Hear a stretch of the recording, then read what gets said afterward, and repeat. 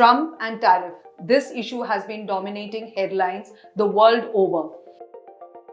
We have to remember that auto components, especially, a lot of them are coming from these MSMEs, and their exports are in jeopardy. At the same time, we have to see what are the comparative tariffs with other countries, because, as we have just been discussing, nothing has so far been finalized. So we are only hoping, this is a question of hope or anticipation, that our tariffs are going to be lower than those of other countries.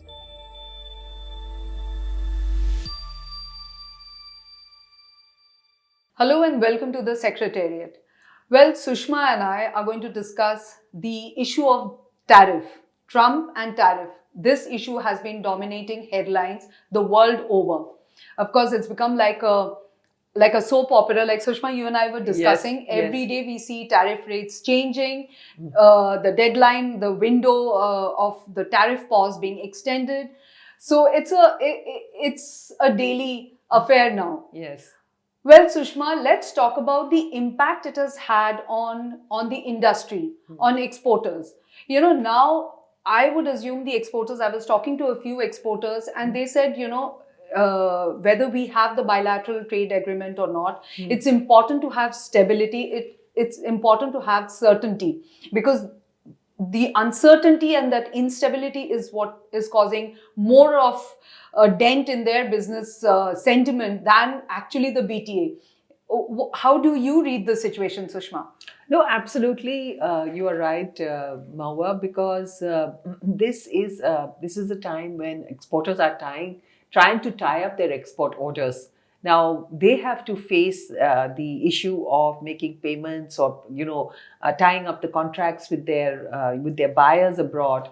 And the buyers don't know at what price they're going to be able to sell. And it is on that basis that they're going to pick up the stocks. If it's going to be more expensive for them, they're going to pick up less stocks. If it's going to be more expensive, they'll pick up less stocks. But they need to have some kind of certainty to move ahead. And the problem with the US administration is that, they're talking one day about a certain level of tariffs, and then the other day a certain level of tariffs.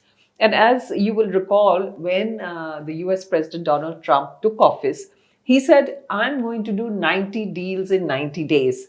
Now, none of that has fructified.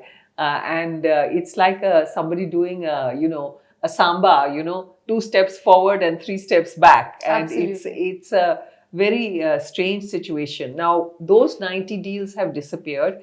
They are now focusing probably on the 18 countries which comprise the largest proportion of the US trade deficit with the world. And among these 18 countries, I think they have sent out letters to some of them, but the actual trade deals are only underway with a few countries. As you are aware, China, of course, then there is the UK, with which they have actually entered into an agreement. I think UK is the only country which has actually signed the trade deal with the US. Otherwise, Yes. of course, India is in talks, China is in talks, and Yes. of course, Japan. Yeah. But the trade deal as such has not been signed with any country apart from the UK. And I was again talking to a few exporters. Also, apparently, the government is also in a wait and watch kind of a mode, because you do not know, if you sign the trade deal today and you see that the other deals Yes. are better. Yes. So that is also something which probably, the Commerce Ministry and the Indian team is sort of watchful about. Yes. And the other thing that, of course, the Indian government has done, which is, I think, very correct, because as this is going on a parallel basis, their negotiations, today's news is, of course, that the Indian delegation is going back and they're going to renew the talks in Washington. On a parallel basis, they have gone to the World Trade Organization and they have sought reciprocal tariffs, to levy reciprocal tariffs against the US, because the US has levied tariffs on steel and aluminum. They have levied tariffs on auto components, which are over 25%. And this is something that is going to hurt industry. So they have sought to levy compensatory tariffs on imports of American goods. So they have started that process, which is very correct, because everything, if we believe in a multilateral system, a rule-based trading system, we must abide by the rules of the World Trade Organization. And that they are doing on a parallel basis, even while these talks are going on. And also, like you're saying, the sectoral tariff. Yes. The sectoral tariffs are not going to be part of the BTA. That is what the US had made it very clear, that they do not want to talk about the sectoral tariff that is outside the BTA ambit. Of course, now the Commerce Ministry has somewhat negotiated with the US and has also started talking about the sectoral tariffs, because even if you have a BTA, Yes. and if sectors like steel, aluminium or auto components are not part of that deal, Yes. the industry, the steel industry, the auto components, I mean, there are many MSMEs which are dealing in auto Yes. components, so they still stand to lose a huge chunk of business. Exactly. And I think you mentioned MSMEs. We have to remember that auto components, especially, a lot of them are coming from these MSMEs, and their exports are in jeopardy. At the same time, we have to see what are the comparative tariffs with other countries, because, as we have just been discussing, nothing has so far been finalized. So we are only hoping, I mean, this is a question of hope or anticipation, that our tariffs are going to be lower than those of other countries. Now, the average tariff for China, you were telling me, is about 51%. And if that remains there for some time, or tariffs for Vietnam have been increased, Even Vietnam Bangladesh. in Bangladesh have been increased. These are competitors for India, not just in auto components, in other areas. And therefore, if those are higher, then India will stand to benefit. I think one of the advantages of India is that it has entered into these negotiations, and these negotiations are going on for a longer period of time than probably with other countries. And these are probably more structured negotiations than they have had with other countries where they've just been issuing letters. So there's going to be, I think, some kind of a little more care in entering into this bilateral trade agreement. And probably, of course, India has already said that as far as their market access is concerned, we are going to have, certain red lines as agriculture and dairy. So there's the negotiations with India, I think, are going to be far more structured.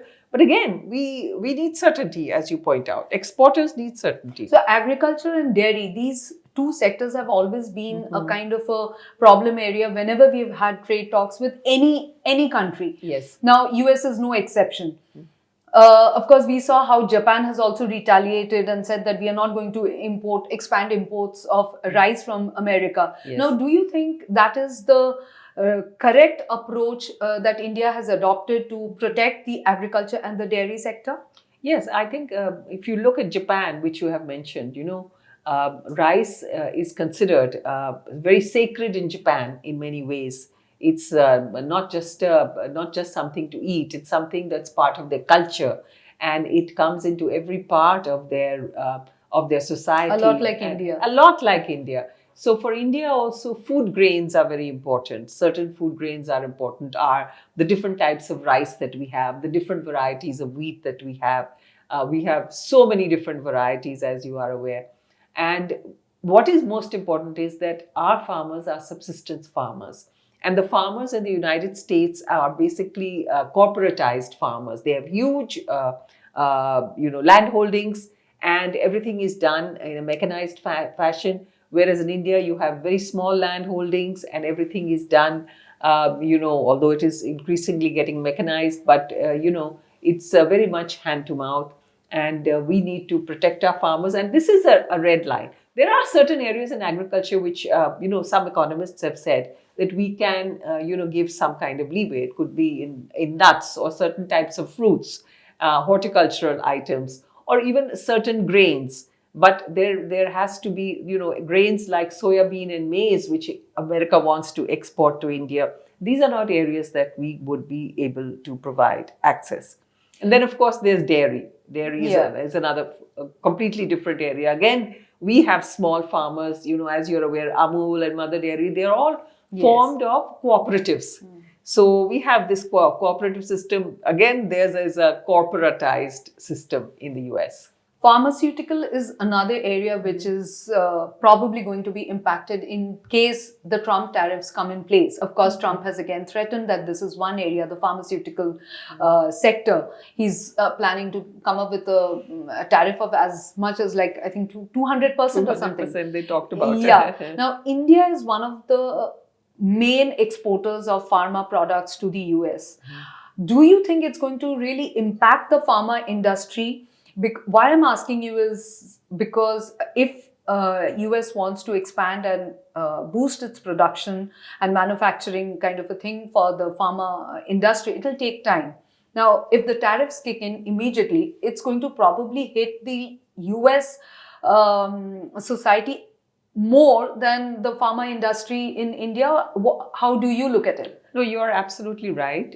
India is a big exporter of pharma products to the US, and their sale is largely of generic products, so that is non-branded products.